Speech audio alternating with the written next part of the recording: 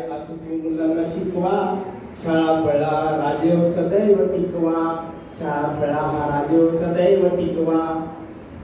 खरोखर मी resource person यांचे खूप खूप आभार मानतो की त्यांनी 5 दिवसामध्ये आपल्याला जे काही त्यांनी प्रशिक्षण केलं, प्रशिक्षण जे आम्हाला दिलं, मी एक विशेष अनुभवलं की सर्वोदय बालिका म्हणजे दरवर्षी कुठल्या ना कुठल्या प्रशिक्षणामध्ये त्यांचे एक तरी रिसोर्स पर्सन असतो हे मी कमीत कमी 30 वर्ष झाले अनुभवतो।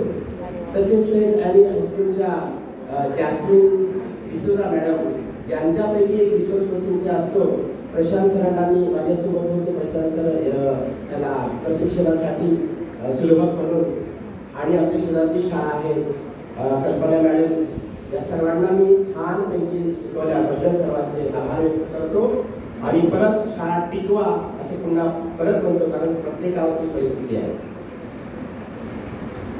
1995 साली रुजू जेव्हा झालो, शाळेत विद्यार्थ्यांत रममाण होऊन गेलो।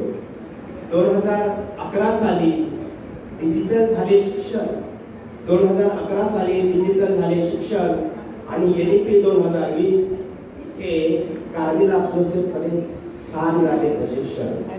NEP 2020 मध्ये कौशल्याचा शोध घ्या, NEP 2000 मध्ये काय शिकवले आणि कौशल्याचा शोध घ्या आणि तनामनाने शिकून मुलांना पुढे न्या, मुलांना पुढे न्या।